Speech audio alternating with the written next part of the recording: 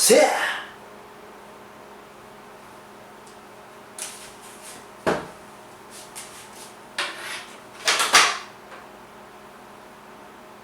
Hello everyone, welcome back to my channel. This is the Metatron speaking, and today I would like to talk about a topic that I've recently covered in one of my videos.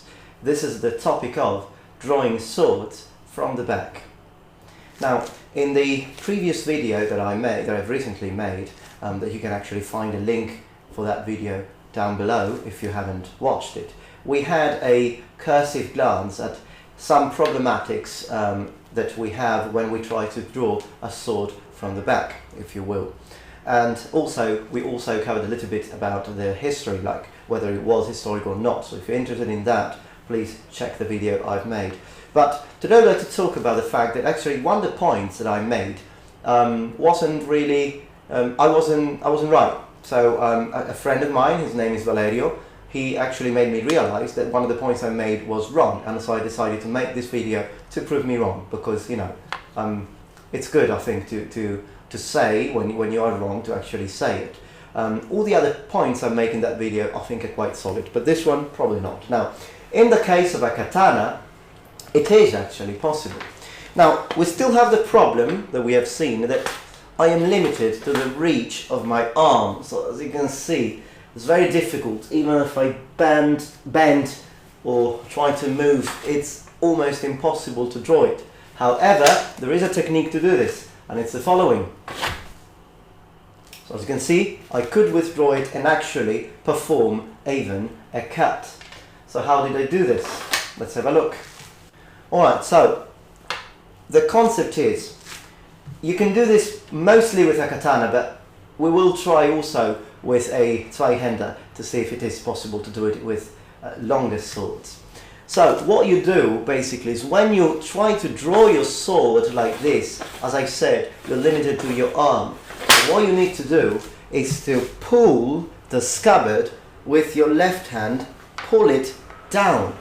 So basically you're using both your arms at the same time to perform a draw cut. So as you do this, you pull with the left arm and pull with the right arm. It's as if you are doubling the reach of your arms, and at the end of the day, as you can see, you can even perform a draw cut.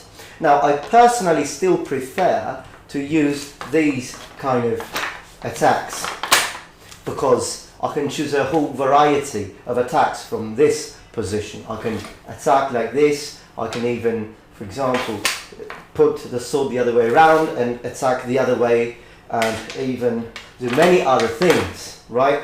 So when I have the sword on my back, I'm kind of limited to one motion, which is this one here, but I'm still very happy that it actually was possible to do it. So the other situation is then, and I've been thinking about this, and I've been thinking that okay, it is possible to draw it. Is it possible to put it back in the scabbard? And my friend Vallo was also saying that that's a very difficult thing to do, but I've been thinking about it, and I've been trying to find a way, and I think I did. So have a look at this. So I draw the sword, and then what I need to do, well, I'll actually show you first.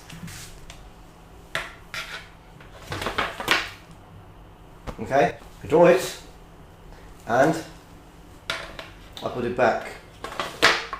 And I've only practiced this 10 times. So I think that if you practice it like a month or a year, you can actually put it back very quickly, similar to the video game style. So let's try it again. I have my sword, need to put it back, and here it is, ready. So how did I do this? Well, the concept is similar to the no-to in Iaido, which I'm not expert of, but what you do basically, you slide, right? Because you need to consider that the katana only cuts from this part, it does not cut from this part. Therefore, you can touch this part, and it's the part that you normally slide in the Iaido no-to. No-to means putting your sword back.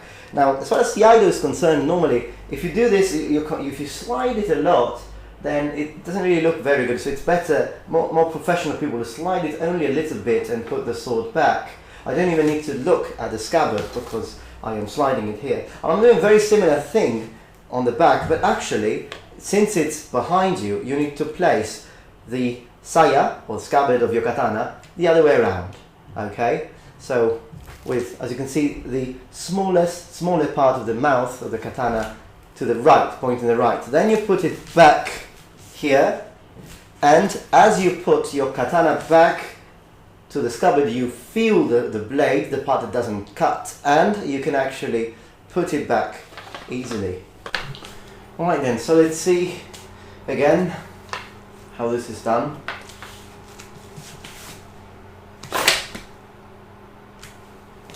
When you need to put it back,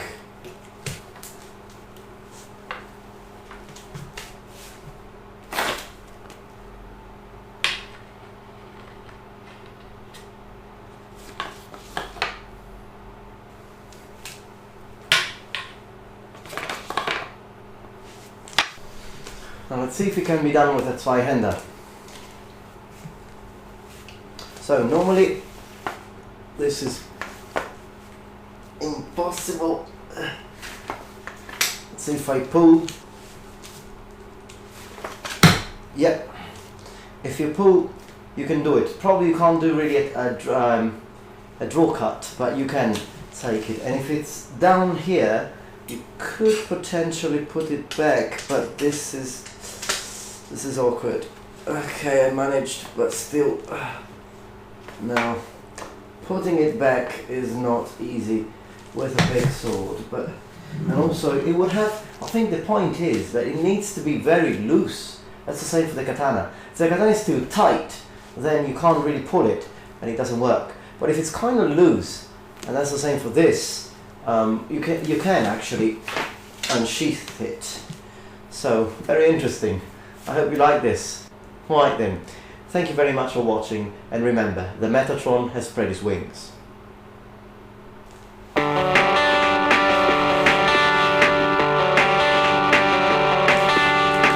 Yeah!